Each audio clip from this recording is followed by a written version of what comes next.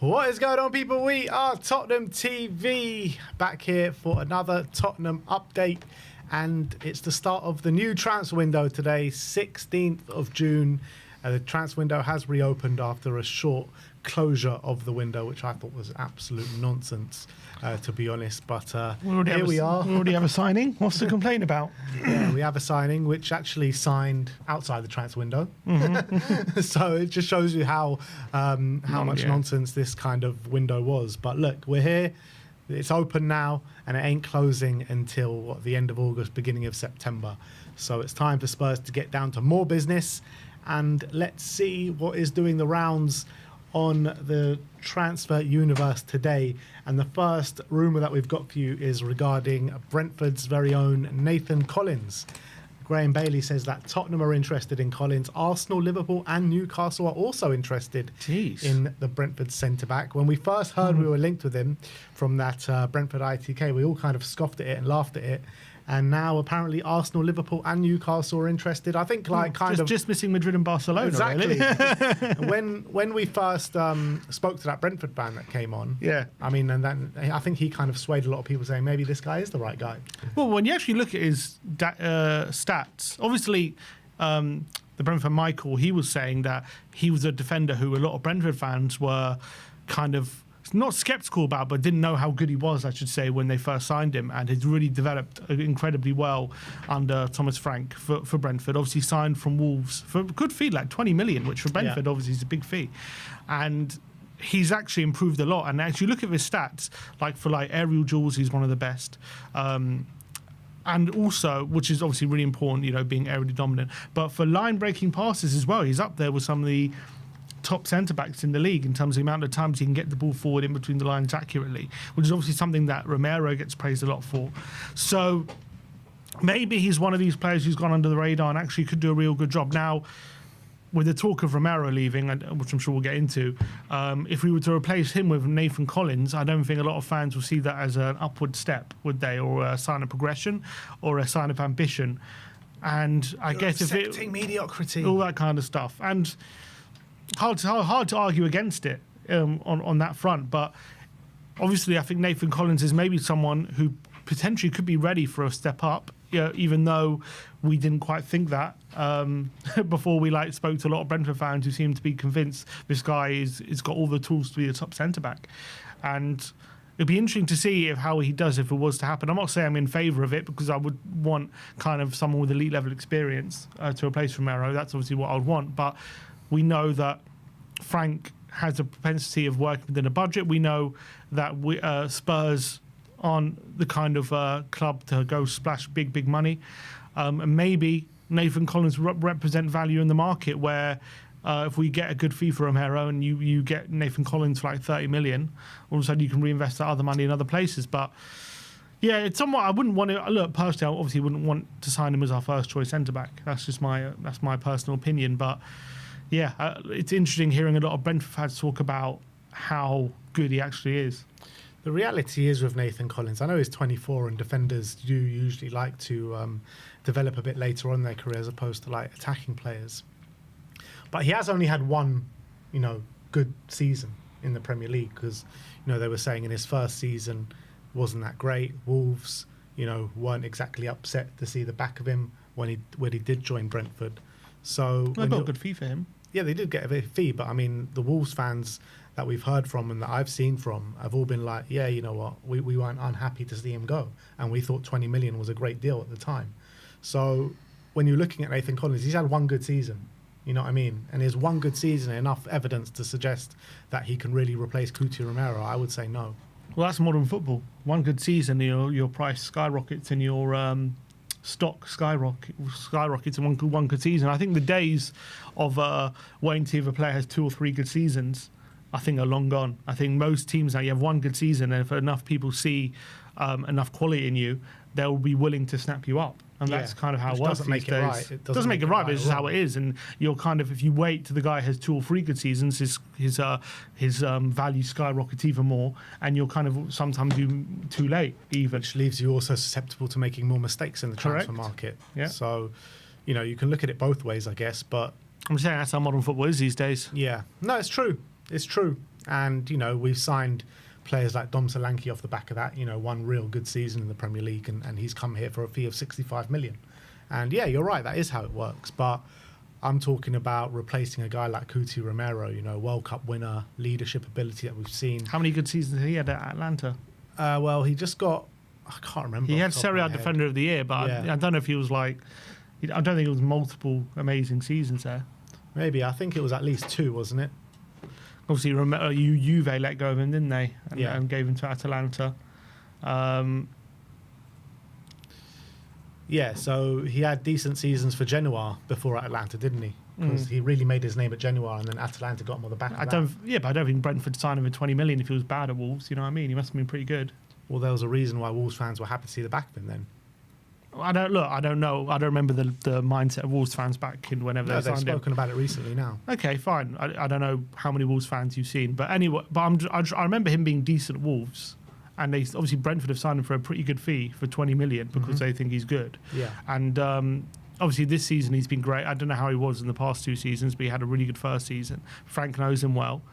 Look, I understand your point. I completely agree with you. Off the back of one good season, I don't think he's good enough to replace Romero. But in this day and age, one good season you can base a lot off that. I think it's all about in this day and age for recruitment getting ahead of the game, especially where we are, where we're not willing to a lot of the time spend massive money or put massive wages down.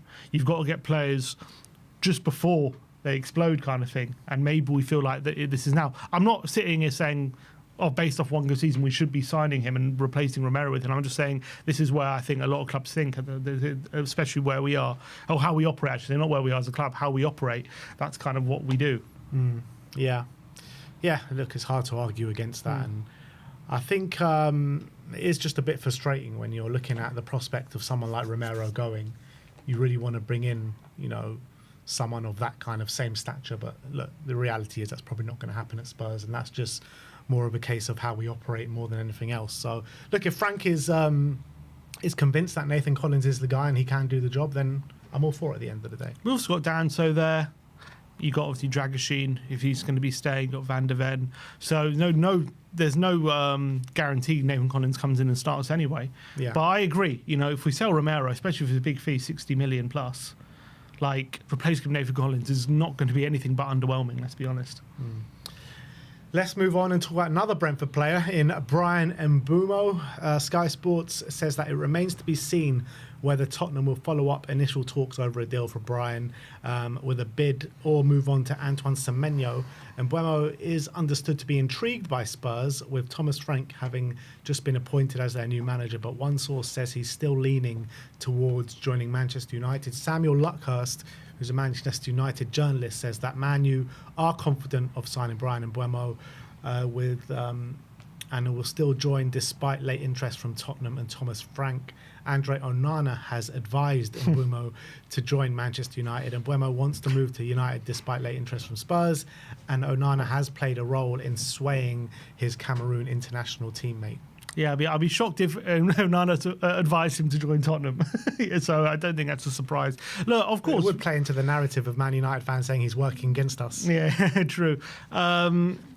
Obviously, from the Man United side, they're going to put that out, aren't they? I'm not saying it's not true, and it probably is, given the fact that we've already heard from reliable sources like Ornstein that he really wants Man United, and even included Tottenham in his report that he's chosen Man United over Tottenham. Obviously, that was before Frank got appointed, but they're obviously going to put that out there that they're confident they can get this deal done. Mbeumo still wants them, all that kind of stuff. But until that deal is signed, until there's ink on the paper, nothing's set in stone. And the fact of the matter is, we are now, I think, maybe over 2 weeks since that original report from Ornstein, and they haven't got that deal over the line. Cunha was, I think, done fairly quickly when we first heard those reports, and for one reason or another, Mbeumo hasn't been.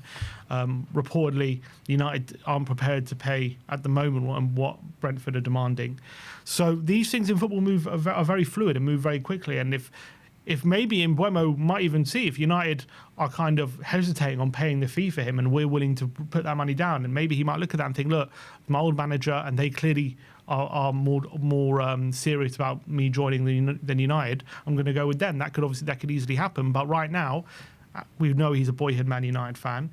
As long as that option's open, which clearly it is, I think he's going to lean there. But But obviously, Ornstein said he's chosen Man United. Now all of a sudden he's leaning toward Man United, which would show maybe he's not as certain as he was. But look, I still wouldn't put money on Tottenham completing this hijack. I think United probably feel like they'll get this deal done, but it ain't over till it's over. Do you buy that Spurs put in that 70 million bid last week?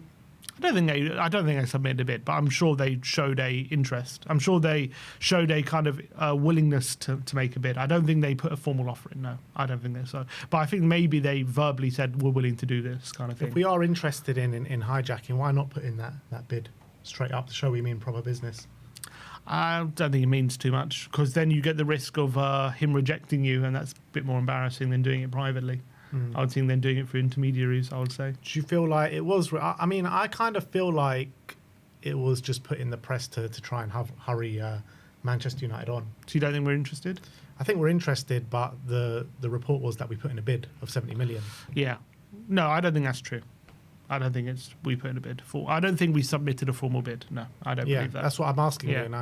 And I feel like that specifically was put in the press to kind of say, look, Tottenham are serious here, man. If you want him, you need to pay this kind of money. Or that's it. That could be true. Yeah, that's just the way I feel. Another Brentford player that we're going to talk about today is Christian Norgaard. As Court Offside says that Tottenham are preparing a bid for Brentford midfielder Christian Norgaard, and the Danish international is viewed as a priority addition by Frank to strengthen his engine room. I mean, so now you look at it, right? We've been linked with Collins, Mbeumo, Norgaard, Wissa, Damsgaard, Yarmulke. Anyone else? We're basically turning into Brentford. We're going to be Brentford. This is becoming a bit ridiculous. On top of taking all their backroom staff. I think it's a lot of his lazy journalism, to be honest. I completely agree. Plus taking their manager. Christian Norgaard has been brilliant. He's been brilliant for Brentford. He's been brilliant for Thomas Frank. He's been their captain. He's been there for a long time. But at his age, we need to be looking at like the kind of monster six that can spearhead us into the Champions League, not spearhead us to mid-table. So this just stinks of when Postecoglou joined us and we were linked with every Celtic player under the sun. And also, I think the fact of the matter is he came to Brentford to have more quality, not to sign Brentford players. I know people like Mbeumo have the quality to come and play for Tottenham, but there's a reason why people are excited about him coming to Tottenham, and it's not. And sorry, there's a reason why Frank's probably excited about coming to Tottenham. It's because he's got bigger budget and he's got more quality, and that doesn't mean going back and raiding all the players who have inferior quality, and that's kind of what forced him to play in certain ways that he did. So it doesn't make any sense to sign too many Brentford players. Obviously, the ones with real quality, like Mbeumo, I think. Yes, I think you go for someone like him, but Norgaard, I think we all know we can do better than him. I know, look, and I agree with you, he's done great for Brentford, and even statistically, you see how many tackles he makes per game and how he plays. He's profile-wise, he kind of makes sense, but he's old. He's a bit older. Look, he's 31. He's a limited player. I think we just need more quality, and the budget we should be able to have at Tottenham and the pool. Like we should be able to get someone better than Norgaard. So doesn't excite me at all. If that's potential. So let us know your thoughts about Norgaard in the comments section below. Another player that we're going to talk about that we have been linked to in the past is Marcus Rashford. As Caught Offside says that Tottenham have now entered the race for 27-year-old England international, and they face competition from the likes of Aston Villa and Newcastle as well. I mean, look, first of all, we're not going to pay the wages that he's on. We might be able to agree a fee with Manchester United for Rashford if they're desperate to get him out the door. But first of all, they're either going to have to subsidise his wages dramatically, or he's going to have to accept lower wages. But I just can't see this one being a goer at all. No, I don't think we're in the race for him. I think the only way you would sign him is a deadline day loan deal. That's the only way I see it. And that would be assuming that a lot of our signings we haven't been able to pull off. So, no, I don't believe that we're getting Rashford. I don't believe we're in the race for Rashford. I don't believe that report whatsoever. Yeah. But I think, to be fair, he had a good loan spell. It was decent. Villa. He played well. Yeah. Got to give him credit. I think he was a lot better at Villa than he showed at the last 18 months at United. Yeah. But still, like even what he showed at Villa, you still expect a bit more from a player of Marcus's quality. I think he was pretty good. I think considering how out of favour he's been and the criticism he's been getting, I thought he was a bit of a spark for Aston Villa during that loan spell. But for me, not worth it. Not worth the wages. There's there's players out there that I think we can get for less who could easily do a better job. So, and look, obviously we have to see what the future for Son entails. We know we just got Tell through the door, so I don't see us going big on Rashford right now. Yeah. In terms of outgoings, the Bleacher Report have done a report about Guillermo Vicario, and they say he's high placed on the AC Milan shortlist who are looking for a new goalkeeper. Max Allegri really likes the player, and the Spurs hierarchy have considered selling him, but a new goalkeeper is not currently viewed as a priority for Spurs this summer. We did hear last week there was a report saying that Vicario and Dragoshin's agent have been spotted in Casa Milan speaking to Milan about Vicario and Dragoshin, and now this report follows on from that. And it also follows on from, what you've been saying about what profiles that Frank wants from his goalkeeper, and Vicario just isn't that profile. I agree. I would say Kinski fits that profile more, and I completely agree with that. And that's kind of what the feeling I've been getting ever since Frank got heavily linked or confirmed at Tottenham. I think when you look at who our keepers are and who's more suited to what Frank wants from their goalkeepers, I think Kinski is definitely more suited than Vicario. Vicario is currently our number one. And we know I think he's a superior, obviously, shot stopper. I think he's a superior goalkeeper right now to Kinski, to be honest, overall. Sure. So the thought of selling him, making Kinski our number one, and then signing a number two, or maybe even giving Keeley the number two shirt with Austin as number three, doesn't you're taking even more experience out of the team. He's obviously Vicario's 28, Kinski's 21, Keeley's 21, 22. Austin is only played a handful of games in his career. So taking Vicario out doesn't make me feel that comfortable.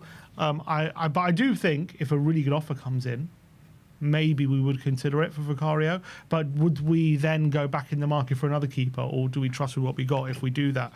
I wouldn't want to sell him. I'd rather just keep what we have. I think it's a better situation. You've got two good goalkeepers battling it out. Yes, Kinski might take it, or I think Vicario's going to start the season as our number one anyway. So maybe if Vicario can improve in certain aspects, which Kinski's strong at, maybe he can keep that spot. But I do think right now, as a profile, Kinski fits the profile more. I don't think it makes too much sense unless there's a really good offer in for him. I don't think it makes too much sense selling him. I don't think we sell him this summer. I feel like Thomas Frank will put his trust in him from the get-go. He's a big voice in the dressing room, part of the leadership group, been our number one for the past couple of years now, Vicario. So I feel like we go into the season with him, and there's a chance that Kinski kind of takes his spot during at some point in the season, and we sell him next summer. But I think for this summer, I don't think he's going to want to kind of upset the apple cart too much, and I think Vicario will stay at Spurs. I can't see him leaving. I agree, unless there's a very good offer there. Maybe 45 to 50. I don't think anyone's bidding that for Vicario this summer. So then we won't sell him. But I'm saying unless we get a very good offer. Yeah, potentially. And last but not least, Diego Simeone has been talking about Cuti Romero. Just a very short snippet, but he was asked, do you want Cuti Romero? And he's like, do I want Cuti Romero? Obviously, he's a great player. So he's not like towing the line saying, I don't like to speak about players at other clubs. Very brazenly, obviously, he's a great player. Yeah. So he's not quietening the noise, is he? He's a lot of, as you say, a lot of people in that situation would say similar stuff. It's disrespectful to talk about players of other clubs while he's contracted to another club, all these kind of things. But he's very much out there, putting out there like, yes, we want to bring in Cuti Romero, essentially. So the interest we know is there. It's not a surprise. Simeone's obviously an Argentinian legend. He's obviously been that manager of that club for a long time. I think Romero would fit in like a glove. Team like Romero's probably a bigger legend than Simeone now, isn't he? Yeah, probably, but Simeone still, in terms of like how he's viewed in Argentina, not just as a player, but him being an Argentinian. He didn't manage the national team, but he's an Argentinian manager who's done an amazing job at Atletico Madrid. I think Romero would love to play under him, I'm sure. But there's a lot of moving factors. Apparently, they only want to pay 40 million. We obviously want a lot more than that. Whether he has to have a conversation with Frank about where his head's at, about if he thinks there's any possibility he can stay, that still needs to be had.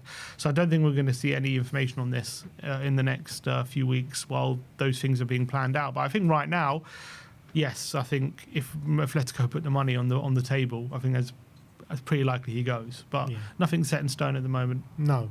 And we have heard, that he is set to have talks with Frank, and maybe, with Frank telling him how he sees the project going, with his man and management skills and everything like that, there is a possibility that he can sway Romero on side. But I think if you're going to ask me right here, right now, would he, be gagging for a move away? I'll probably say yes, unfortunately.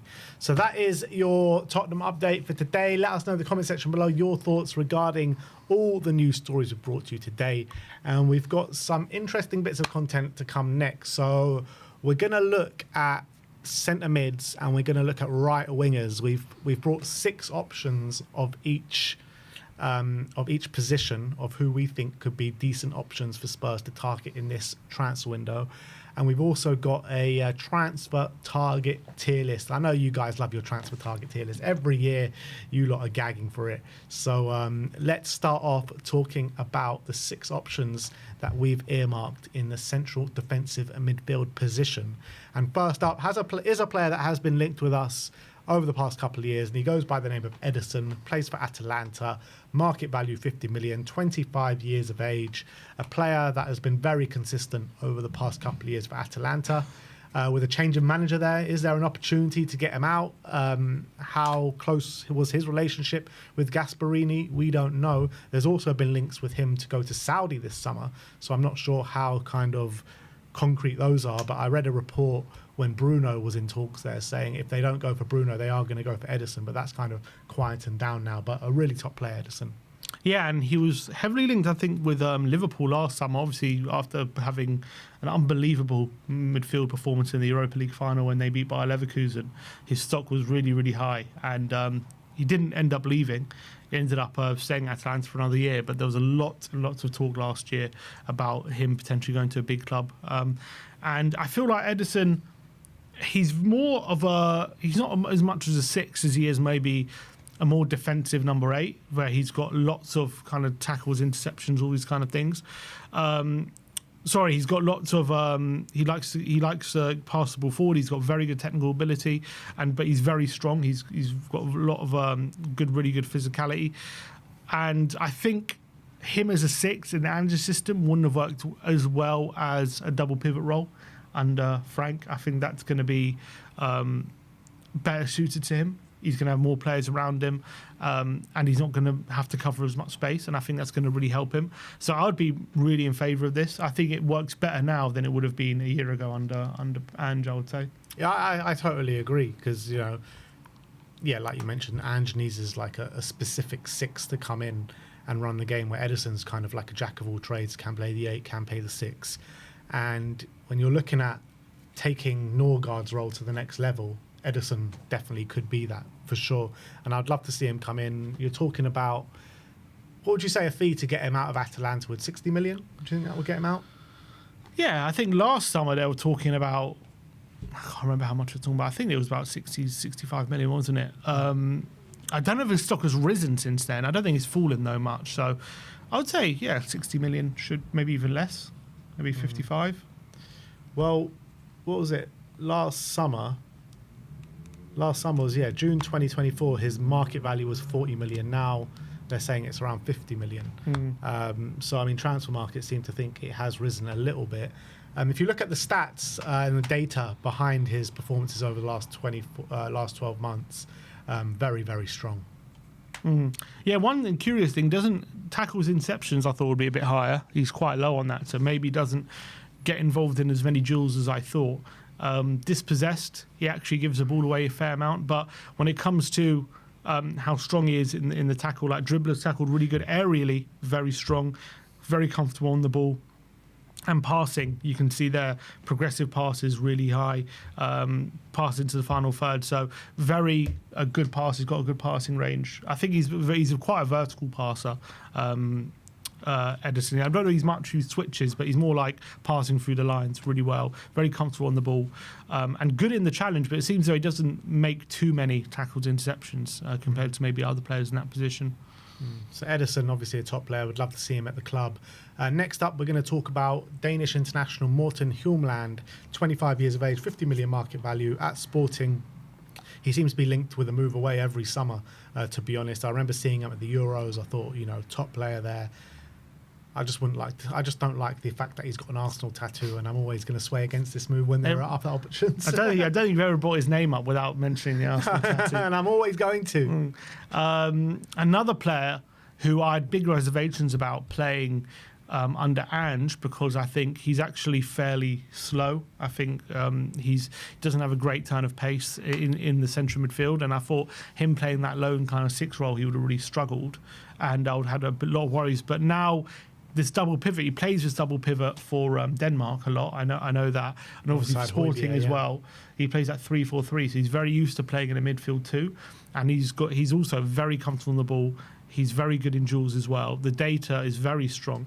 You can see not loads of like through balls, but like really good with his passing, very comfortable on the ball, and also tackles, interceptions, above average, and quite good in the duels, good aerially, quite strong. So I actually think he would be a really good fit for what Frank wants to do. I think he's really good technically. He's got a good shot on him as well, good long shot. We saw that in the Euros. He's got a good strike on him. So I think he's one. Yes, he's not the quickest, but he's a very smart player. He makes up for it in other ways. And if he doesn't have too much ground to cover, I think he could be someone who we could really rely on. But he's got an Arsenal tattoo. But he does have an Arsenal tattoo. Which, it is annoying, man, because I would love to see him at the club, the quality of player. I really believe in his qualities, but it just plays on my mind that way too much than it probably should. But it is what it is. Next up, we saw play first-hand last season Hugo Larsson of Eintracht Frankfurt, 40 million market value, 20 years of age, and he's taken the Bundesliga by storm this season. Been one of the standout central midfielders in the Bundesliga at the age of 20 years old. And I can see this one being a deal that Spurs would love to do. Market value not too high, young player, and he's performing at a very high level at the moment. Yeah, and he's one that's been much talked about as well for Tottenham. He's been perennially linked with them for quite a while. What I would say is I think compared to the other players, he's a bit safer with his passing. He likes to keep things a bit simpler. His progressive passes and passes forward isn't as high as the other guys we've mentioned. Maybe that comes with a bit of age and a bit of experience when to pass the ball forward and when not. As you can see, dispossessed, he actually gives the ball away a lot less than the other guys we talk about, but he actually passes forward a lot less as well. So it's a kind of give and take situation with him. His in terms of tackles, interceptions, getting involved in duels, pretty decent, 60th percentile. Also, that does go to the teams that he's playing for as well. Like, he's playing for Frankfurt and Sporting and Atalanta are very offensive teams, no? Sporting are one of the best teams in their league, if not the best. Yeah, that's true. I wouldn't say Frankfurt are particularly defensive, though. But they're more defensive than the other two. I thought they were quite offensive. But they're more defensive than the other two. Atalanta, not by a lot. Atalanta under Gasperini are like a... Yeah, that's true, but I wouldn't... And also Sporting, the favourites of their league every game that they play. Yes, no, I understand that, and he still plays in quite an offensive team, and I think you can make judgments off it, and not obviously. Look, context is everything, and I agree with you. There is context there, but he's a lot safer. Had one of the best defensive records in the Bundesliga. Doesn't mean they're a defensive team. But I thought they were just a bit more defensive minded than the other two. Than Sporting or Atalanta. Look, Atalanta are a crazy attacking team. That's true. Sporting they're quite attacking. But I wouldn't say Frankfurt. I wouldn't say he's not passing forward because they're defensive. Is my point. Like, I wouldn't say that's why I think it's just the type of player he is more than anything. He's at where he's at. He's 20 years old. He's more of a safer. He may play safer passes. I think that's the judgment I would get. But yeah, that's fine. That's also the context for that is there 100%. And but. At the moment, but he's only 20, and also doesn't mean he can't change, doesn't mean he can't improve that kind of stuff. I'm just saying right now, he's a bit more of a safer passer than those other two. Also takes less touches on the ball at the moment. Maybe it's because they have the ball less, but he's not making as many touches. Aerially, not as good as the other two, not as dominant. not as good at tackling players running at him as well, it seems. But yeah, I think he's one who clearly technically has a lot of quality, and maybe under Frank he can develop. And he's also what, 5 years younger than both those other two players as well, so a lot of scope to grow there. I would love to see Hugo Larsson at the club. I think he can really grow, with the other young players that we do have. And I know we keep saying, we don't want to carry on buying young players, but I think Hugo Larsson's a bit different because he's got good experience behind him, playing at central midfield with a really good side of Eintracht Frankfurt. Next up, we're going to talk about a really interesting player in Lucien Agume of Sevilla, 23 years of age, 8 million market value, currently playing at the under-20 championships with Oderbert and Tell in the same team. He's had a real kind of breakout season at Sevilla. He's been on the ranks of Inter Milan before with various loan spells. Did get a loan spell last season to Sevilla, and he got a big move off the back of that, and he's been a mainstay in their team this season. 23 years of age, so could be getting him at a good time, which is mad to think about. Agume playing at the under-21 championships, actually 3 years older than Hugo Larsson. But the stats behind Agume look actually frightening at his age. Yeah, he seems to have really stepped up this season, Agume, and there's a lot of talk about him getting a big move now for Sevilla. I'm just trying to see so this is his second season at Sevilla. Last season he only played 12 games. And this season he's boosted it a lot, 35. He was at Inter Milan before, but only played one game for them. So it's kind of maybe his real breakout season for them. And yeah, you look at his stats, he seems like a player who is really fantastic at everything, really. He seems to be an absolute monster in the duels. You look, tackles, interceptions, he's involved in a hell of a lot. Dribblers tackled 97th percentile as well. Really, really good when it comes to that. Bring the stats on. The passing as well, in the 70th, over the 70th percentile for all the passing metrics. Actually commits a lot of through balls, passes forward, final third, progressive passes really high, very comfortable on the ball as well. Aerially, not as strong, but above average still. The only thing he's a bit weak on, it seems, is his pass completion, which seems to be a bit lower. But in terms of how often he gets dispossessed, he doesn't get dispossessed that much. So he seems to be able to keep the ball quite confidently. This guy seems to be statistically the perfect profile for a player of this kind of. And also, he's, in terms of the amount of duels he gets involved in, a lot better than the other guys on this metric. He seems to get around the pitch a lot more, and he's clearly very good at winning duels. So that's quite interesting. It'll be interesting to see what kind of fee he would cost. Obviously, the market value is 8 million. They paid 4 million for him about a year ago. Inter Milan also do have a 50% sell-on fee for all future sales, so they'll probably want to command a decent fee for him, at least, so they can make some sort of healthy profit. So what would you say? Probably like 25, 30 million, something like that? It's another player who's only really had one good season at Sevilla. So, yeah, how much did you say they signed him for? 4 million. 4 million. Yeah, I mean, you're thinking you can get 25. I think that's a good profit for them. Inter Milan do get 50% of that. 50? Yeah. Yes, maybe you have to pay a bit more. Maybe 30. But even that, maybe even 35, but even that, compared to the price you have to pay for some of these other players, it's a lot less. But again, it's a bit of a risk because it's one good season for him, really. Yeah. And you are taking that risk. But again, you might be getting a player just before he really breaks out. And there's signs for him breaking out last season. And if you get him playing at that kind of level, he could be the perfect fit. Yeah, a bit of agent Tell and Oderbert. 100%. I'm sure they can convince him. Yeah, we're going to end up signing the whole French under-21 squad at this point, which I wouldn't be against, not bad, because they're a bloody brilliant team. They've got some of the best talent out there. Yeah. Cherky was playing for them not so long ago as well. Yeah, he was. All right, that's Agume. Next up, we're going to talk about João Palhinha. So we've talked about quite a few young players. Now let's talk about a very experienced player in João Palhinha, 29 years of age, 30 million market value, playing at Bayern Munich.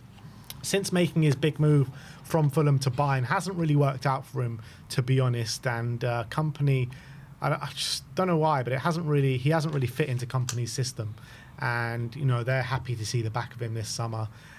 They're actively trying to sell him. And for a Premier League proven, really top midfielder, I think he would be brilliant for Spurs. And when you're looking at all of us saying that we need to fill this squad with experience, what better than João Palhinha, who's been tried and tested at this level, and when he was in the Premier League, he was one of the best CDMs in the league. Yeah. So yeah, he's had a couple of seasons off, or I think one season at Bayern hasn't gone well for him. But I don't think that should sway us off saying like, oh, he's a bad player now because he couldn't cut it at Bayern. I think he's a top player, and I think he would do so well with the young players around him to add that experience in there. Yeah, he's another one who's like a defensive monster. He gets so involved. He gets a lot. Obviously, picks up a lot of cards, yellow cards, a lot of fouls. But he gets involved in so many duels. When he was at Fulham, obviously he nearly signed for Bayern one summer, and then it didn't quite happen. But he had another fantastic season and got his move the following season. He was an absolute monster at Fulham. And I wonder if he's just gone to Bayern and they maybe require the way Vincent Kompany wants to play. Maybe they require just a little bit higher level technical ability than what he offers. He is technically decent, but he's not on that elite technical level, I feel, where he can just turn his way out of trouble. And it's a bit similar. It reminds me a bit like Højbjerg. He's maybe a bit of a better version of Højbjerg. Like, he's gets involved in a lot more duels, gets around the pitch really well. Passing wise, he's good, but he's not top notch. And obviously Bayern, that's the standard when you're going for Champions League winners and you're going for league titles every year. Maybe Kompany feels he just doesn't quite fit that, especially when a team who dominates the ball so much. I think in a team like us who are battling for control, he's a lot more valuable. When you have that, you gain that control in 90% of your games that Bayern have. Maybe as someone like Palhinha isn't as useful, I guess, would be the term. If you look at his stats, this is a Bayern. Obviously, as you say, Bayern are a team who dominate the ball a lot, and obviously he gets a lot of touches. But I think the defensive stats are quite crucial. You can see he gets involved in a lot of defensive duels. Passing-wise, you can see that passing to the final third is quite a lot, but that's obviously Bayern have a lot of the ball, so there's the context there, but it gets forward quite a lot. I would say when I was looking at his stats at Fulham, his progressive passes and stuff are actually really low. They weren't as high as they are now at Bayern. I think he, again, similar to Larson, I do think he's a bit more of a safer passer. I don't think he's one who's too adventurous with his passing. He does keep it a lot safer, and he tries to kind of make sure the team keep the ball rather than him progressing the ball, and that's something that he's going to have to add to his game as part of Tottenham. But he's definitely very experienced. I think defensively he's phenomenal. He's an absolute beast defensively, João Palhinha, and he would be someone who would add that steel that we don't really have in that central midfield. Yeah, I would love to see him at the club. I really would. Even if it's just for like a couple of seasons, to try to see us onto like the kind of younger players to take up that position. Like, let's say if we could sign him along with an Mbeumo or something and get them to share the role, and him kind of like see him into it and coach him through it, and essentially take lessons from someone like a Palhinha, so we can add those kind of attributes to his game. I think that'd be brilliant for us. But the last player that we're going to talk about, maybe a bit unrealistic because he's been heavily linked with Real Madrid this summer, is Angelo Stiller of Stuttgart. 45 million market value, 24 years of age, has just had 2 top seasons with Stuttgart, a cup-winning side as well over the course of those 2 years, which they ended an 18-year trophy drought, Stuttgart. He came through the ranks originally at Bayern Munich, and then he got sold off to Hoffenheim, made his name there, and then Stuttgart have taken that onto a new level over the last couple of years. I mean, there's a big reason why Real Madrid have been heavily linked with him, and you can see that in his stats. Yeah, technically, this guy is a lot more of a kind of controller, passer, kind of defensive midfielder. He can kind of be a bit helter-skelter as well, but he's a very good passer, and he's got very good technical ability, and that's the kind of maybe also something. It's a bit weird. We're missing a bit of steel, but also from our defensive midfielders, we're missing a bit of elite controlling technical ability as well, like someone who can just control the pace of a game with their passing, and maybe Stiller could fit that. You look at his stats, interestingly enough, his defensive stats aren't the most impressive, but passing, really one of the best. You can see he's very progressive, very good at getting the ball forward, and very good passing the ball vertically into the final third. Makes a lot of through balls as well, so he's looking for opportunities to play people in on goal, and that's always a good indicator. When the amount of through balls, that's a good indicator of how good your vision is, getting people to run onto it, goal scoring opportunities. He seems to commit a lot of those, and he's clearly very comfortable on the ball, gets a lot of touches, very comfortable picking the ball up in the central midfield, and so he gets a lot of touches and he gets the ball forward a lot as well, so he's very comfortable doing that. But defensively he seems to be aerially not very dominant and not very good when he's tackling people running at him, loses the ball fairly often, doesn't get involved in as many duels as other defensive mids, but in terms of how good he is passing wise and on the ball, he's definitely there, that's for sure.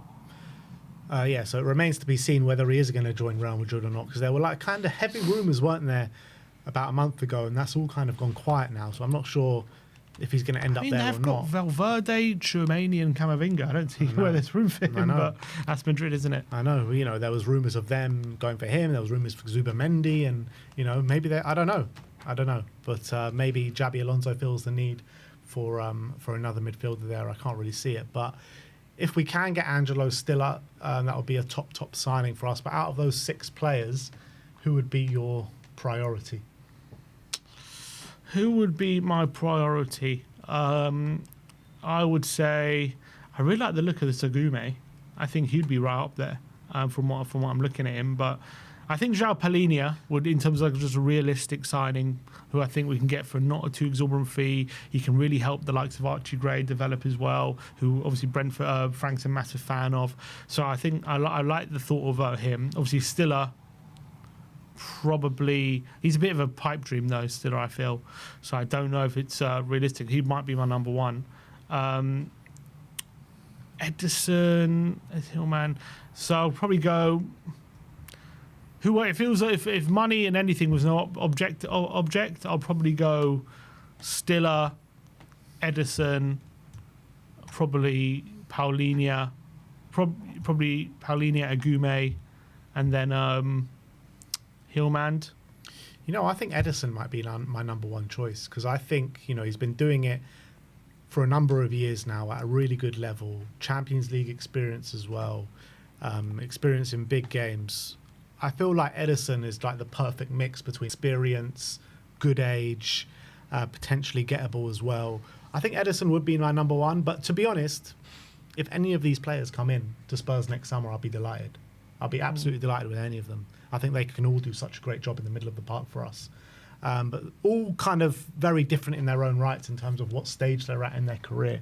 You've got João Palhinha, who's, you know, coming towards, you know, 29 years of age, so he's not going to be one for the long term. But he's definitely one that can come in and do a job straight away. And he's the only one that's actually Prem proven after doing it at Fulham. So I'll be delighted with all these guys. But I feel like Edison would be my number one choice, to be honest.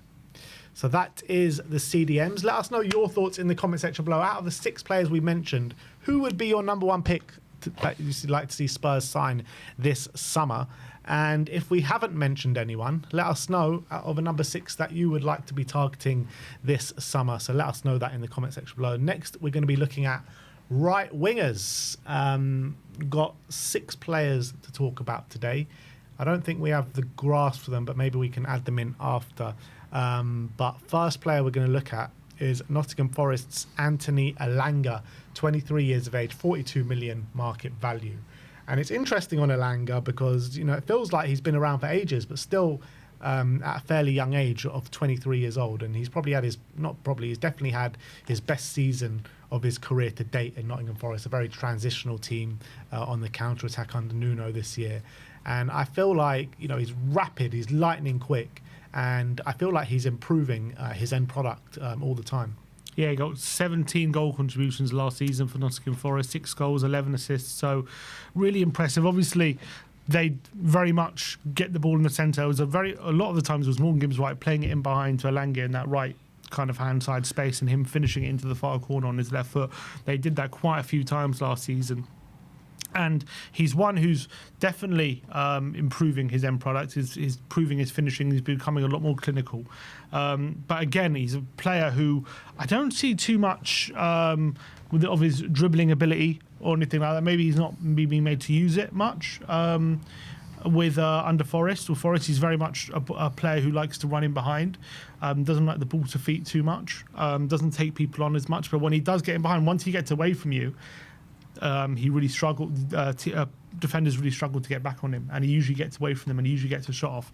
He's got very good goal to shot ratio, which means he usually takes shots only when the shot is on in a good position. He's not a player maybe like Semenya, who kind of spams shots. He kind of picks his moments, which could be a good thing, could be a bad thing.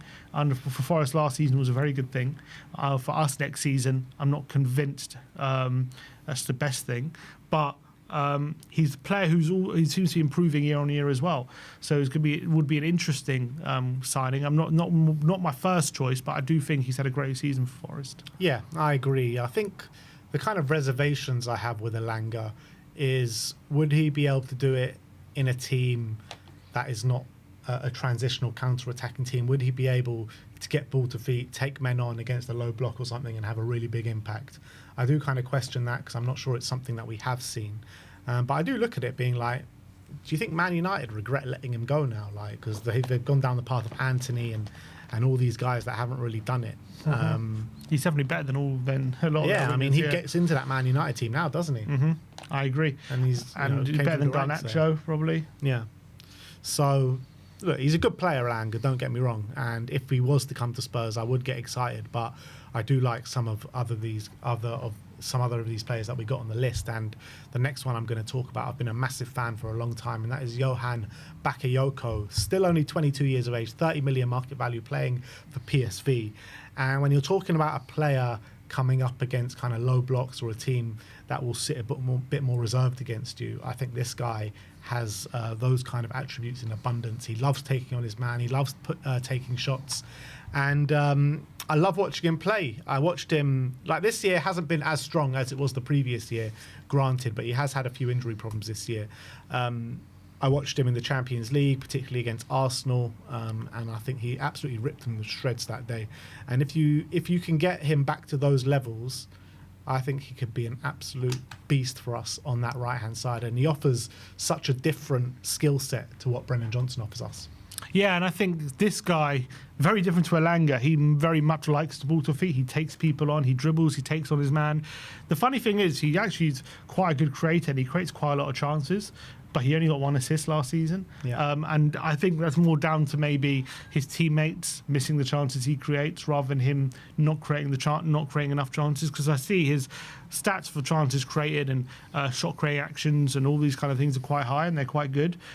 And expected assists as well, also quite decent. But when it comes to actual assists, there's only 1. So clearly, a lot of his teammates have been missing a lot of the chances he's created. He's clearly a very good carrier, very good with the ball at his feet and carrying the ball forward. Actually does take a lot of shots as well. He got 9 goals last season. I think he's improving that ability to find the back of the net. I think last season, season before, he was maybe seen as quite a player, quite frustrating in front of goal, but I think he's definitely improving that. Still, didn't he get more goals 22 the season before? Huh? Didn't he get more? Yeah, but he's still seen as like this frustrating player in front of goal. But he seems to be improving that, and I think he's seems to be becoming a bit more clinical, it seems, by the stats. But he's one who I think is improving. He's only 22, so he's quite a very interesting player who's very highly thought of. Brentford as well made a bid for him when Frank was manager, and Ronnie's or not didn't get the over the line. I wonder if this season, his numbers are down. Is that anything to do with a lot of the speculation that happened and still being there? Injuries. Well, he only played 3 less games than he did the season before. I guess minutes-wise was a hell of a lot less, to be fair, all those 3 less games. So 10 goal contributions this season, 21 the season before. But they're clearly a very talented player in there. Yeah, and he's also got only 1 year left in his contract as well this summer. So that is definitely going to prick up Daniel Levy's ears for sure. I would love to see him through the doors at this club. I think, like you mentioned, Frank knows him as a player as he tried to sign him at Brentford. and I wouldn't be surprised if we go in for him again this summer. There's been no links to it, but I would love to see us go in for him. I think he can take his game onto another level. But there's always that kind of Eredivisie tax, isn't there? When you sign a player from Holland, there's always that risk to it, isn't there? Yeah, and it can go either way. Look, you just got to make sure you do your due diligence, because there's talent to be had there. What makes me confident about Bakayoko is what he's shown in the Champions League and what he's shown on the European stage, because every time I've watched him, he's really impressed me on that stage. Yeah. Next up, we're going to talk about a player called Magnus Akilush of Monaco, 23 years of age, 45 million market value, currently plying his trade at Monaco, and he's had a real stunning season for Monaco, hasn't he? Yeah, 15 goal contributions this season, and doing very well in the Champions League. Monaco had a fantastic group stage in the Champions League, and he was like one of the main kind of players for them. He kind of reminds me of like on the right hand side, more of like a Bernardo Silva kind of type, very technical. Really, like, he's one of these players who's good at dribbling, but it's not because he's fast, it's because he gets you off balance. He's very clever with how he dribbles. What, a bit of a Decky kind of vibe? Yeah, well, Decky kind of uses physicality. That's what I'm saying about Bernardo Silva. He's not strong, but he's not fast, but he's just very clever in how he moves his body, and that's how he can dribble past you. Because dribbling's not always sometimes about pace and power. It's sometimes about balance as well, and he kind of gets you off balance a lot. Jack Grealish. Maybe a Jack Grealish kind of thing. Very good on his left foot. Real good quality there. Very technical. Yeah, I really like the look of him. Also, a very hard worker. Really hard worker. When I look at his defensive numbers, some of the highest for his position. Makes lots of tackles. Clearly, very good with his pressing as well. So he's very interesting. He's 23 now. He's obviously got Champions League experience now for Monaco.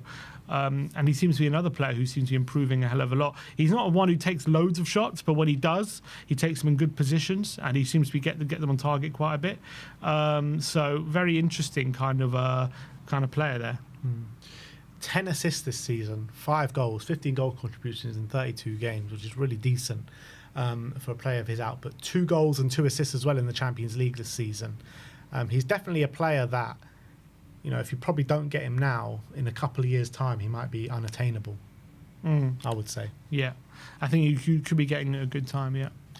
In terms of his contract, what's that saying? Yeah, he's still got a fairly long contract in 2028. Only on 22 grand a week, though. Yeah, it's definitely something Spurs should be looking at. And probably another player that would know the likes of Matisse Tell and Wilson Odegaard well as well, playing with them at the same level. Another player that we're going to look at is someone that has been fairly heavily linked with Spurs this summer, and that is Antoine Semenyo of Bournemouth, 40 million market value, 25 years of age. There are rumours in the press that saying that Bournemouth are going to command around £70 million for Antoine Semenyo. In my opinion, I don't think he's worth that much. However, I do think that he is a really good player, and if we were to sign him, I would get very excited. And I feel like what he shows at Bournemouth, I think Frank can kind of hone that down and make him into a top player. Yeah, I think he's had another also really good season at Bournemouth. 11 goals this season, 5 assists, 16 goal contributions this season, up from 10 from last season. So he seems to be finding the net more often, getting more assists. In terms of the way he plays, he's very much like a player who gets the ball. He does spam a lot of shots towards the goal. He can be quite kind of wasteful. He's not the most creative, even though he did get 5 assists this season. In terms of the amount of chances he actually created, it was quite low. So he kind of, when he does create, it seems to be good quality chances, but he's not a guy who creates loads of chances throughout the season. Good at dribbling, can go both ways. He can play equally adept at playing on the right or the left. Also good in the air and defensively pretty good. Really good at carrying the ball, but I do think creatively in his passing needs improvement, and he's not the creativity of a £70 million winger. But he is a winger who's a bit of a handful, and you're always going to kind of notice him. He kind of gets very involved, but he can get a bit frustrating with how wasteful he can be. But he's one of those players who, if he has enough shots, he usually ends up getting a goal. But I think with him, like, he takes, like you mentioned, a lot of shots, right, and a lot of them from outside the area. And I think if Frank was to get him, he would get him taking shots in like high XG areas and inside the box and get his positional play a lot better. And I think he can really target that area of his game. And if he does get him, I think he can get a lot of goals if he starts doing that. Like a lot of goals. He can be refined, but at 25, he shouldn't maybe be as raw as he is, but he is a bit raw. Yeah, that's a fair point. But we all know how Frank develops his wingers to a really high level. Done it for Brentford a number of times now, and I feel like if he gets his hands on Semenyo, I do think Semenyo still has levels to go in terms of his development of his career, and I think that could happen quite quickly as well. I don't think it will be like a long-term thing. I think, you know, get him on the training ground halfway through the season, you might see him really explode, in my opinion. Next up, we're going to talk about Borussia Dortmund's Karim Adeyemi, 23 years of age, 45 million market value, had a stunning Champions League campaign this season, scoring 5 goals and getting 2 assists in 10 games. He also scored 7 goals and got 6 assists in the Bundesliga. Rapid player in Karim Adeyemi. He has been, you know, over the course of the last couple of years of his career, very frustrating player to watch. But I feel like this year in the Champions League, he was unplayable at times. Yeah, I think he's got unbelievable pace. He reminds me a bit of the kind of player, a bit like a Kudus or a Adama Traore, or I'm trying to think of another example, but a player who, there are some times where you look at him and he just looks absolutely unplayable. You just think, how can anyone get the ball off him? He looks so fast. And it's like, you know, like on FIFA when it's like the 70th minute and everyone's got like low energy. Yeah. You bring on like a player who's got like 92 pace just to run the defenders or something like that. And he, like on those occasions, he looks kind of like that. He just looks like incredibly fast. Then again, on other occasions, he just looks so frustrating. You just think he's got so much more to give and he's got so much more to kind of offer, and he doesn't. He's got really good ability to take people on. And I think he's the perfect kind of super sub kind of player. But when he's starting games regularly, he can be quite frustrating. But last season he had a pretty decent season, 13 goal contributions. But the season before only 4, which was like really low. Even if you look at the final, if you remember the Champions League final, had a couple of really good opportunities which he just wasted because of his poor finishing. I don't think he's the best finisher, but he also, but what he's good at is kind of what Brennan's good at, getting those tap-ins, because he's very quick getting in those positions at the back post. He's quite good at, and obviously ball to feet he's very good at. Creatively, doesn't create that many chances, and can be a bit frustrating. Again, can be wasteful, but he's a guy who's rapid, absolutely rapid. That's his main skill, I would say. And he just runs past players so quickly. Yeah, do you think he's a player that, you know, Frank will look at him and be like, look, I can do a lot with this guy. He's got a lot of talent, but maybe hasn't refined it in the best of ways yet. Yeah, potentially. I think he's a player who's definitely a bit more frustrating than some of the other players on this list. But I think there's a lot of potential there. But then again, people have been saying that about Adama Traore for years, and no one has ever been able to really get out of him. And I wonder if he's kind of like that. But I'm not sure. Yeah. I mean, yeah, I like him. And I think, like, since that last season at Salzburg that made Dortmund spend that money on him, you know, he scored like 19 goals that season. Obviously, it's the Austrian league, so you've got to take that into account. And ever since joining Dortmund, I don't think he's probably hit the levels which everyone probably expected him to hit. Yeah, agreed. I think that's probably fair to say. But I don't think there's a question that the talent is undeniable. Next up, we're going to talk about another player that's been heavily linked with Spurs, and that is Tyler Dibling, 19 years of age, 25 million market value, playing at Southampton. Paul O'Keefe was talking a couple of days ago saying that Southampton are commanding crazy money for him, and he banded about a figure of around 60 to 70 million. I think if that is the figure, Spurs are nowhere near. Spurs are not going to do that. But if he's available for, let's say, like 30 to 40 million, I think that's probably as high as Spurs would go. An unbelievable season for him in a terrible team of Southampton. He was the shining light for them this season, the darling of the Southampton Academy, and we know the talent that they've produced over the last 20 odd years with the likes of Bale, Walcott, plenty of other players as well. I like him, but is he another player that is just we're going to have to bide our time with? 19 years of age. Can he come in and make a real impact from the off? I do question that. Yeah, I think from what we saw from him at Southampton last season, clearly he's got the ability to play at Premier League level. Yeah. And clearly he's ready to make an impact. But is he ready to be a star at that level? Maybe not yet. He still needs to. He needs a lot of refining. He's got broad shoulders. He's strong. He's hard to muscle off the ball. He's good at taking people on. He's got a decent left foot. I don't think his quality when it comes to shooting, crossing, that kind of stuff is anywhere near where it needs to be playing Champions League football and consistently and competing for Europe and that kind of stuff. He's not a clinical player whatsoever.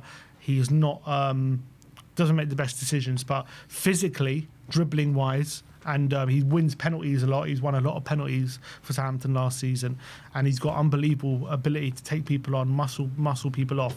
And when you combine that with higher quality, which hopefully you'll start to... Usually it's the opposite. Usually at this age you've got the technical ability, but physically you're not quite there. He's kind of the opposite. I feel like physically he's there. I'm not saying he's rubbish technically. He hasn't played in the Premier League if you've got bad technical skills, but he's not on the level of these other guys we're talking about technically, I feel. Well, yeah, yet anyway. Yeah, I'm saying right now. Yeah. So that has to improve if he's good. But I think this guy has the potential to really be a top level winger, but it might take a year or two. Yeah, maybe even longer.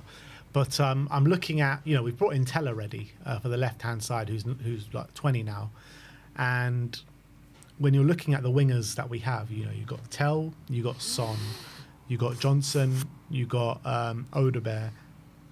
Most of them really young. You're looking at Son, who's at the end of his career. Is he going to be here next season? I mean, I hope so, but I don't know. Then you're looking at the other players like Brennan Johnson. He'll be like the most experienced after Son. And I'm looking at that and being like, if we sign Tell and Dibbling this summer, is that enough? No. I don't think so. I think we need to sign... Now Tell's through the door, I think the other player needs to be someone that has got experience in the Champions League at top level, that we know that is going to come in here and take us on to the next level. And look, Dibbling is another work in progress and another player that can be good and can be a top player in the future, but we've got enough of those in my opinion. Yeah, well, I think we'll be smart if we sign him and loan him back or loan him out somewhere to get that experience. But I think signing him and expecting him to take us on next season is a bit far-fetched, I would say. And the player that can do that is the next player and the last player that we're going to talk about, and that is Bryan Mbeumo of Brentford, 55 million market value, 25 years of age, a player that Thomas Frank knows well, got him to the levels that he's at today. It was a work in progress with him, and last year he just had the most stunning season, one of the best players in the Premier League, out on the right wing. 19 goals, I think he scored in Brentford's colours. Frank obviously knows how to get the best out of him. And look, we're in a tug of war right now with Manchester United. It looks as though he does favour a move to Manchester United, but that's not to say that we can't sway him round, particularly with Frank through the door now. So I would love to see Bryan Mbeumo at Tottenham. Yeah, if we can get someone like him, 27 goal contributions in the Premier League last season. I think he's been improving year on year in the Premier League. I remember watching him for Brentford in that first season where he's quite clearly a very raw talent who would give a lot of teams a lot of problems, but his finishing was just a tiny bit off. He would hit the post a lot. I think he must have hit the post about 5 or 6 times in that first season. He'd hit the post a lot. The keeper would make a good save. His finishing wasn't quite hitting the corners. It wasn't quite as clinical. But he's really developed that. He's clearly worked on that. And now he's become this kind of well-rounded forward who very much picks his moments to dribble and attack and get into the box and stuff like that. He's not a kind of relentless kind of forward. It's kind of, he might only have 3 or 4 moments in a game to make the difference, but last season he was making the difference. He really was with his quality, and he was phenomenal last season for Brentford. Really, really stunning, a really explosion. Like the previous seasons, his goal contribution wasn't bad, 11, 17, 15, but last season he just took it to an extra level. But the thing is, he's been adding to that every single year. Every single year it's been growing, and then last year was just monstrous numbers.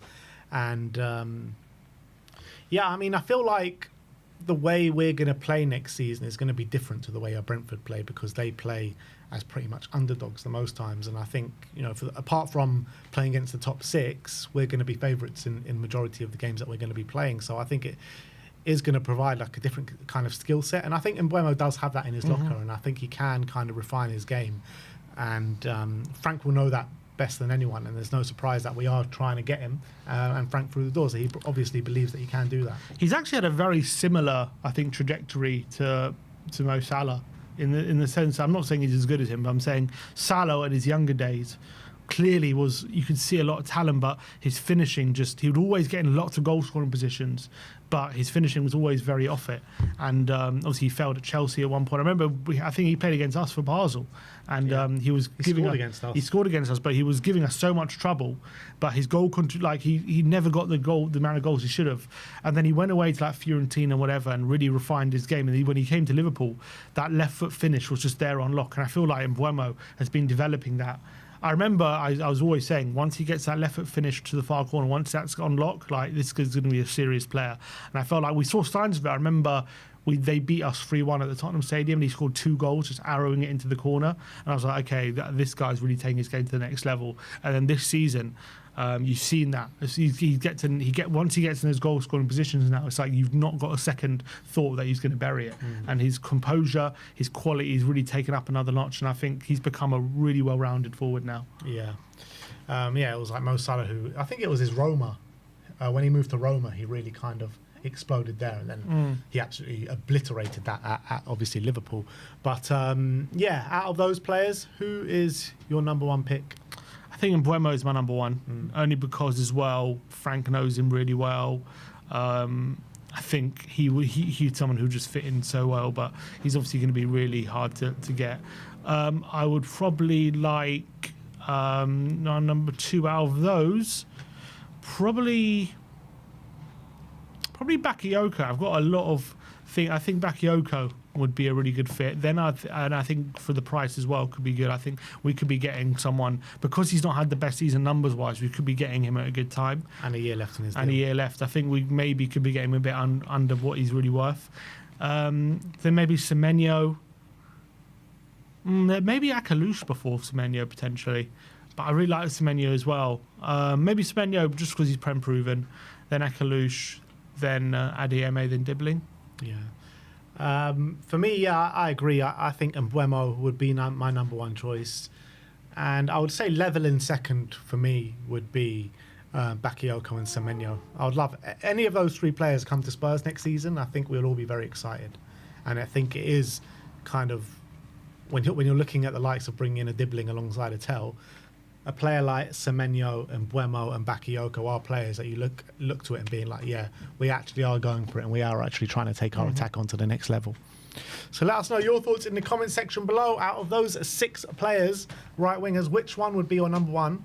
And also, if we haven't mentioned someone, which player would you like to see out on the right wing for Spurs next season to give Brennan Johnson that competition? It'll be interesting to know your thoughts. So put it in the comment section below. We do have I think there was a super chat there, a couple. One from Gair saying, Norgaard brings leadership. He does bring leadership. Yeah. He most definitely does bring leadership. But I think we just, for Tottenham, we need to be going in a different direction to Christian Norgaard. We can't just turn into Brentford. Yeah, that's literally ridiculous. And Barris says, top 6 and a trophy. You expect this from Ange too. This wasn't from today. No. But big up to you, Barris. And last but not least, we're going to bring you a transfer target tier list. So we've got a number of players on the tier list, all players that Spurs have been linked to so far this summer. The tiers are terrible signing, no thanks, wouldn't complain, good signing, and unreal signing. And the first player we're going to look at is Bryan Mbeumo. Yeah, I think goes into unreal signing. Yeah. I think he would be a must. He's a guy who's improving year on year in the Prem. Just had a season where he got 27 goal contributions in the Prem. Imagine he'd done that for Tottenham. That would be phenomenal. So Frank knows him. I think it ticks all the boxes, really. Yeah, completely agree. Classy player, improving year on year. Unbelievable. Frank's kind of built him up to the player that he is. And if he does join Spurs, I feel like Frank can keep him on that trajectory as well. So Mbeumo goes into unreal signing. Next up is João Pedro. Very interesting. Spurs have been linked with him over I think it was a week or so ago. Hothead, that's for sure. We've seen that this year for Brighton. He's an interesting player because he's not kind of like an out-and-out number 9. I think he'd be really good in like kind of a 3-5-2 system, playing off a kind of Dom Solanke, get Dom Solanke into better areas inside the box. I think he's really good at link-up play. A very clever player, João Pedro. I would like to see him get more goal contributions, to be honest. I'll probably put him in good signing. Yeah, the only thing is he's going to command a big fee, isn't he? Yeah. And I don't know if right now I'd be paying a big fee for him, but I would say, yeah, good signing. I think he's done really well for Brighton. I think you can see there's a lot of quality there, and you also think he's still quite young, 23, and I think he's got a lot of scope to improve. So I'll go good signing. Yeah, so João Pedro goes into good signing. Next up is Anthony Elanga of Nottingham Forest. Still young, really good attributes. I wouldn't say he's an unreal signing. No. Don't think I've been good either. Yeah, I was going to say wouldn't complain. I was saying, but would you complain? No, I'm saying I wouldn't complain. But I'm saying, would you complain if we signed No, I'm saying I wouldn't. You wouldn't complain. You wouldn't. That's what I'm saying. I'm saying I wouldn't complain. You wouldn't complain. So you put me wouldn't complain. Would I complain? I might complain. I don't know if I'd complain. Would I complain? Or is Elanga enough? Elanga, Johnson, Son, Tell, Odebear. I think I would be complaining about that. You would be complaining. Yeah, probably. I think he's a player that can surprise a few people, though. Yeah. Okay, wouldn't complain. Wouldn't complain. Who's that next? Semenyo. Yeah, I think Semenyo goes into good signing. I agree. I think he's like a kind of level below Mbeumo, but I do feel like if we bring in Semenyo, we could see different attributes in a Spurs side under a Frank, under his tenureship. I feel like Semenyo could go up levels under. And I feel like in a couple of years, looking back on it, we'll be like, how could we put him in good signing? It could be an unreal signing for us. Yeah. But I would say for now, from what we've seen at Bournemouth, a good signing. I agree. I think has the potential to go up a level, but right now, yeah, good signing for especially the price and what he currently offers. Next up is Eberechi Eze. I mean, look, we know where this guy's going. He's going straight into unreal signing. What a player Eberechi Eze is. Been linked with Spurs so many times now over the last couple of summers. Left wing, cam. I think he would fit in really well as well. He would get a lot of minutes in this team. Such quality about him. I just love watching this guy play. I really do. And we should move heaven and earth to go sign this guy, I'm telling you. Yeah, absolutely. I think phenomenal player. He's been doing it for so long in the Premier League now. This guy needs a big move. I just hope it doesn't, what happens to Zaha doesn't happen to him, where if he just got that move earlier, who knows where he could have been at. I know Zaha did get the move to United earlier, but I think there was a point where Zaha was playing at a really high level, but they had like Hodgson in charge and they had his other managers, and they kept playing this defensive football, and you never truly got the best out of him, and he always had to do everything by himself. And if he was at a different club where he had a bit more support, I guess Eze's right now is a bit different, I guess, because he's playing for Glasner. He's really taking his game on another level.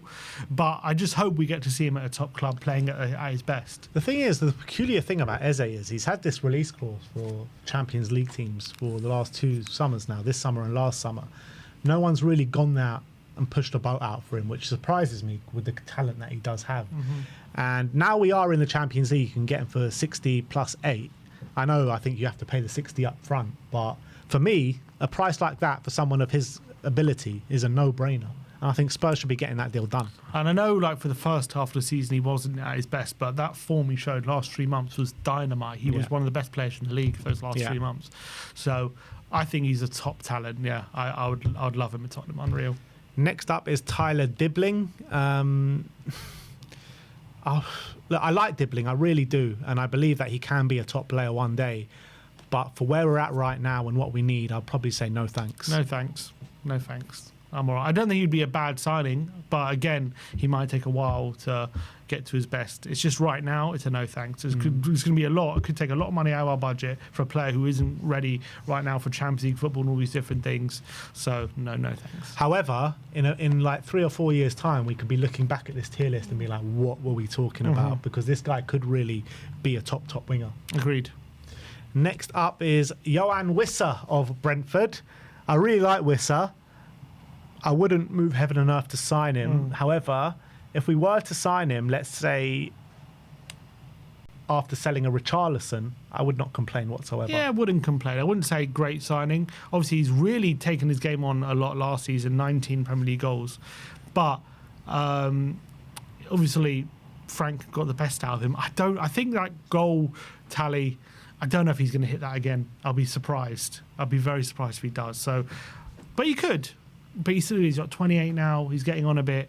I don't think he's the highest quality, but I think Frank worked miracles to get that goal tally out. Yeah, and Frank also talked about in, I think, the High Performance podcast about the leadership ability that he does have within the squad. And, I think he could be a really good asset for us in terms of a squad player, rotating with Solanke, maybe even filling in on the wings at some point as well. When you're talking about boosting the levels of the squad, I do think he does that. I don't know. Is he much better than Richarlison? Quality-wise? I mean, I can't see Richarlison getting the level of output that he got last season. If they played the same, well, yeah, maybe not actually. But I don't think quality-wise Worcester's much better than him. I don't think he improves. I just feel like in the job that he does for the team, I just feel like he's a better fit than a Richarlison. Maybe. I'm not convinced by that. But I mean, 19 goals last season. I know, he did phenomenal. Unbelievable. But anyway, Wissa, we're going to put in to wouldn't complain. Next up is Marcus Rashford, which is going to be interesting. Up and down his whole career, really. A player with immense talent. Went to Villa, seemed like he had a weight lifted off his shoulders. I still thought like he could have done a bit better at Villa in terms of his output. I wouldn't be like dying to sign Marcus Rashford. I do think it would be a decent signing, but for me, I'd still put him in wouldn't complain. No thanks for me. No thanks. No thanks. You would complain? I would complain. Why would you complain? I just don't think where we're at right now, a player like Rashford, we need I know he did all right at Villa, but I think for us right now, I don't think we can risk where we are on a player like Marcus Rashford. In my opinion, I just think. What if we were to get him on loan for a season? You would still complain? Yeah, well, I wouldn't want him on loan. I'd rather sign someone who's playing well right now. I know he had a decent loan spell at Villa. And I did think he played quite well at Villa, but so he is playing well right now. Well, he got an injury late on in the season. I think there's just too many question marks for me about Rashford right now. Yeah, I mean, I get that. But the thing is, he does have immense quality at 27 years of age as well. I do feel like he just needs, getting out of Manchester United as well is going to be big for him, and I think he can, go up levels and get back to the heights that he did reach. I don't see Spurs signing him because of the wages and stuff, but if we were to sign him, I just don't think I guarantee you, if Spurs were to sign Rashford, you would be drilling into the data and being so excited about it. Probably, but that's look. You got. So that means you wouldn't complain if we sign him. You got to back him. But right now, I don't think it's the right signing for us. I don't think it's the right fit, in my opinion. I just think I don't know if it's worth the risk. We should be spending money. Signing players who we think right now are at the top of their game. I just don't know if he's there at that right now. Do you not think Frank can get him back there? Maybe. Yeah, maybe. But also maybe not. Yeah. It is a risk. It's a massive risk signing Marcus Rashford. I'd prefer it on a loan spell, try before you buy kind of thing with Rashford, because I just think he's got immense quality. But yeah, look, I'm not too bothered putting him in no thanks, but I probably wouldn't complain if we were to sign him. I'd say no thanks. No, I'm all right, thank you. All right, no thanks to Marcus. Next up is Jack Grealish, another player who's just got unbelievable amounts of quality. I've always looked at Grealish being like, this guy is a proper Tottenham player. Just a bit similar to Marcus Rashford, just a bit been off the boil for some time. Does he have I mean, I don't know, I guess I would get excited if we were to sign him, but thinking about it now, I'll probably just say no thanks. Yeah, as well. I think no thanks again. I think he's good. I wouldn't be saying it's disgraceful if we do sign him, but right now I'd pass the opportunity. He's had a really weird last 2 seasons, barely played much, barely scored or assisted much at all. I think he's got, in his last 2 seasons combined, he's got 6 goal contributions. I know he's never really made his game about that, but still that's a really low figure even for someone like Grealish for 2 seasons combined. He's won everything there is to win. Has he lost that little bit of hunger now? That's what I'm worried about for Grealish. Maybe he needs to go somewhere he's the main man, and I don't know if Tottenham's that place right now. Yeah, I agree. Next up is Javi Simons of RB Leipzig. Unbelievable quality about him.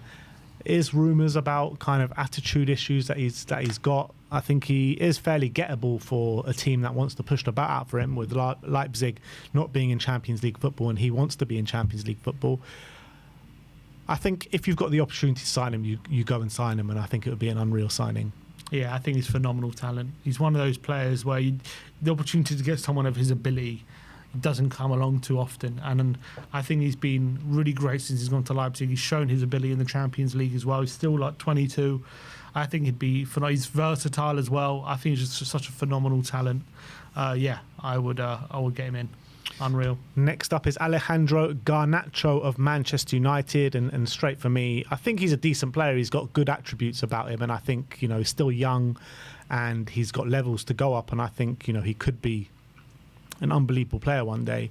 But yeah, his attitude stinks. I'm going for no thanks. Yeah, I think terrible signing. Even. I don't think it'd be a terrible. I just don't think it'd be a good signing for us. I think we'll get frustrated as much as Man United fans are getting frustrated with him. I think he's clearly got some ability, but he's also a very frustrating player. But then again, he's 20 years of age, man. I know, but still, for the fee they're asking, 70 million, it would be a terrible signing to spend that amount of money on him. You know what I mean? If it was cheaper, maybe, but like 70 million would be ridiculous. And apparently that's the reported fee. I feel like if he could put his attitude to one side and Spurs gave him a proper opportunity, I think he could actually do really well here. And I think as well, Frank can probably take him up a few levels if he's willing to put that effort in. But I just feel like with the attitude that he does have, I just don't want to see him at the club. If we were to sign him, I don't think it would be that much of a terrible signing. I think the boy's clearly got so much talent, and it just takes for someone to harness that talent and channel his mind in a better way. I think he can work here. I really believe that, but I just don't want to see us sign him because of that attitude. So I'd say no thanks. All right, no thanks. So Garnacho goes into no thanks. Next up is Christopher Nkunku. One of the most sought-after players when Chelsea got him at RB Leipzig, playing as second striker. I just don't feel... I mean, maybe under Frank in a 3-5-2 he could work playing that kind of second striker role, but I don't know. His time at Chelsea has swayed me off him massively. Yeah, for me.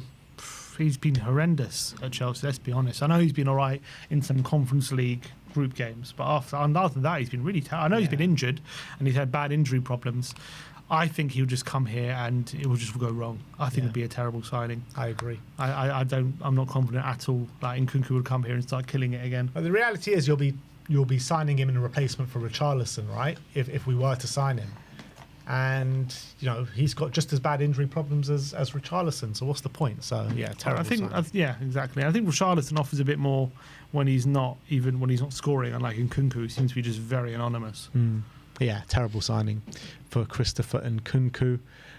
Next up, after that, is Jared Branthwaite of Everton. I love this guy. I think he's a top player in the making. I think he's the future of the English centre-backs. I think he's going to be an unbelievable player. Can play left centre-back, can play right centre-back as well.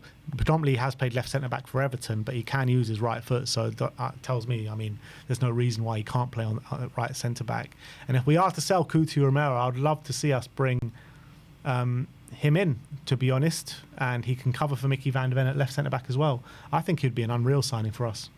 I don't know if I'd go as far as unreal. I think there's a bit of glazing going on there. I think he's been brilliant for Everton. I really like him. I think he needs to show a different side to his game if he's going to be at a top club rather than just a club like Everton where they've been playing the kind of style they have, and he has to prove that. But he has been really impressive and he's very young. I think it'd be a good signing. I don't know about unreal. Unreal. I'm happy to put him into good signing. I just love him as a player. I just love watching him play, and I think if he played in a more attacking style as well, I think he could really suit it. I really believe that. But who's next? Next up, we have got Collins. Nathan Collins. Brentford. The thing is, I want to put him in wouldn't complain, but everyone would complain if we were to sign him. But then is no thanks harsh, given that apparently he is a lot better than people say he is. Everyone's saying Collins. A lot of people saying he's good. I'm putting him in no thanks. No thanks. I just can't, for the life of me, think we're going to sell Romero and bring in Collins to replace him. And no one complains. Yeah, exactly. Complain. All right, no thanks. As much as maybe he can prove everyone wrong, right now it's more your name, mate. If your name was Nathan Colinio, mate, it would be an unreal signing. But you're an Irish centre-back playing with Bazunu. Like, I don't know if we can put you... Unfortunately, it's just PR, mate. It's just PR. Sorry, Nathan. Morgan Gibbs-White. I think he's a really good... I love Morgan Gibbs-White. I think top players, had a top season, leadership ability as well. I'd put him in... I'd say good signing. Yeah, I wouldn't quite... I think he could be an unreal signing, but I'm looking at Eze and Mbeumo and Simons. I'm like, is Morgan Gibbs-White on that level? I think he's not far off it, but I just don't know if he's quite there. Yeah, I mean, look, if Gibbs-White was to come in, I would get super excited. Yeah. I'd be probably more excited for Morgan Gibbs-White than I would be a João Pedro. Potentially even a Semenyo and a Branthwaite, but my excitement levels would be a lot more for Eze, Simons and Mbeumo. Yeah, I think it kind of needs to be a tier between unreal signing and good signing, and he would fit that. But you got to be harsh in this tier list. So I think good signing. Good, I agree. I think it'd be a good signing. Oh no, that's Damsgaard. We haven't done him yet. Oh, Damsgaard next. I love Damsgaard as a player as well. I think he's had a phenomenal season at Brentford.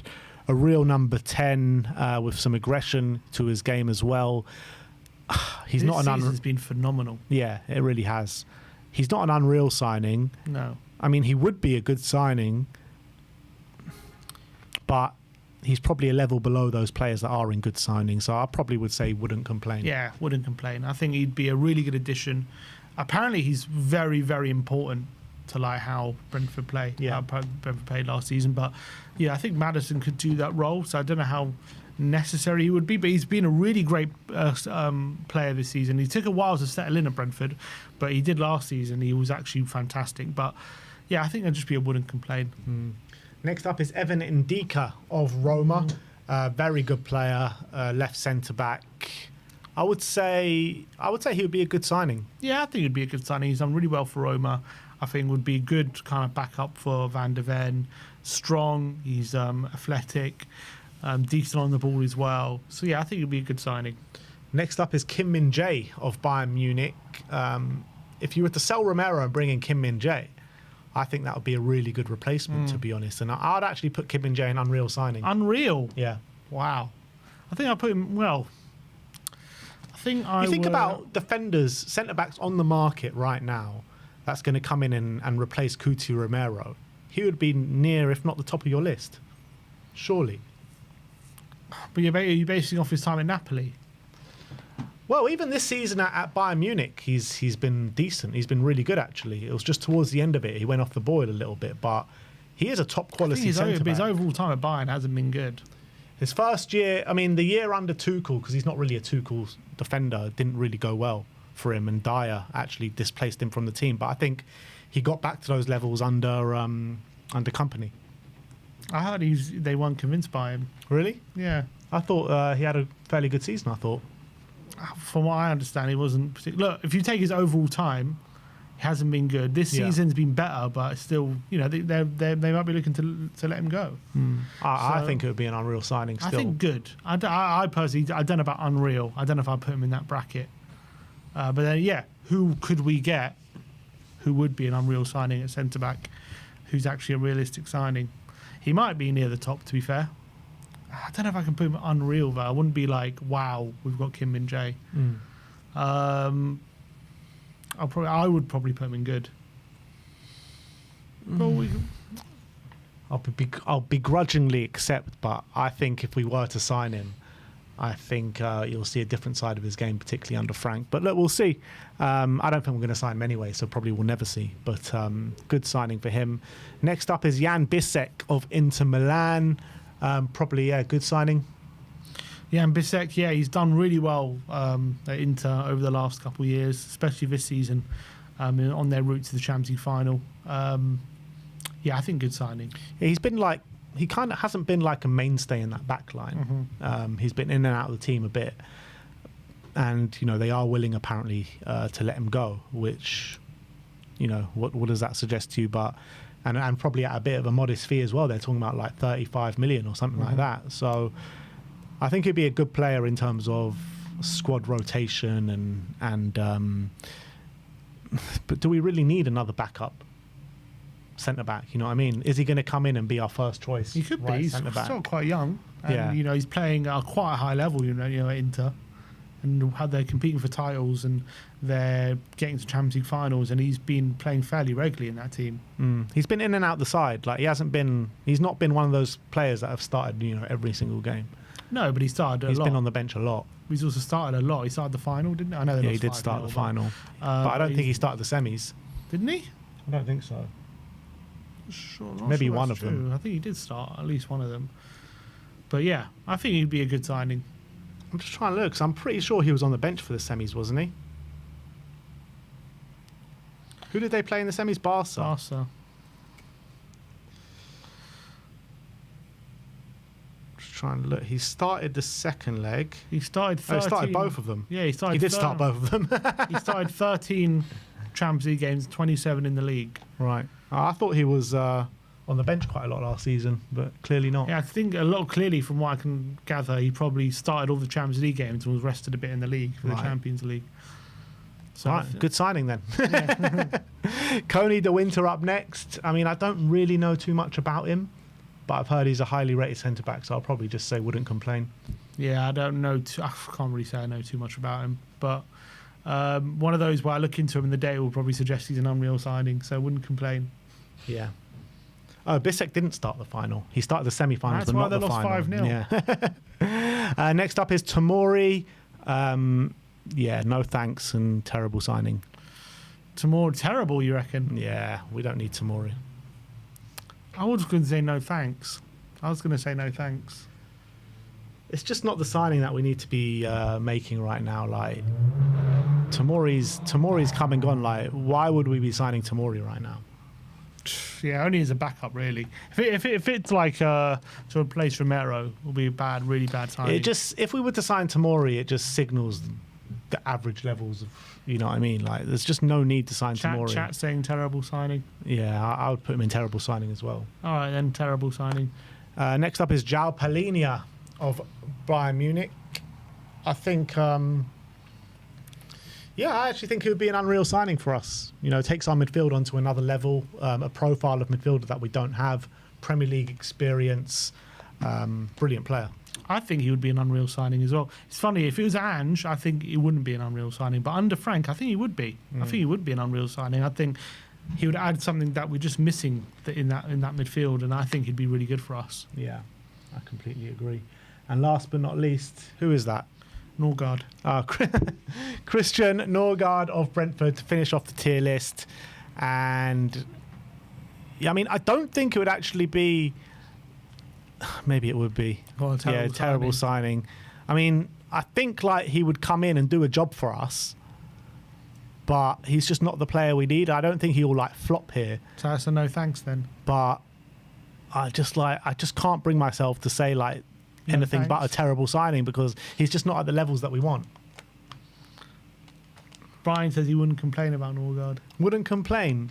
God, he's really Brian just wants us to be Brentford 2.0. I would say just no thanks. I think he would be. I think if he came in, he would be like an average signing. I don't think like he'd put in any stinkers, but I don't think he'd take us to the next level. But I think. But yeah, it's just like no. I'd rather not sign him. Yeah. All right, we'll put him in no thanks.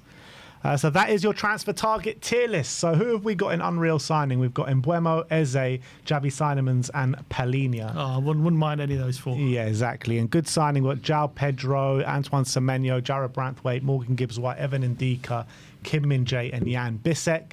In wouldn't complain, we've got Elanga, Wissa, Damsgaard and Coney De Winter. In no thanks, we got Tyler Dibbling, Marcus Rashford, Jack Grealish, Alejandro Garnacho, and Collins and Norgaard. And in a terrible signing, we've got Nkunku and Tomori. Very Chelsea vibes in our terrible signing list. Maybe we clouded our judgment. Yeah. But look, let us know your thoughts in the comment section below. Who would you put in each and every tier? Maybe as this transfer window progresses and we get linked to a lot more players, we'll do another one for you later down the line. But yeah, that is all we have for you today. Thank you everyone for joining us today. Like, subscribe and comment, and as always, come on you Spurs.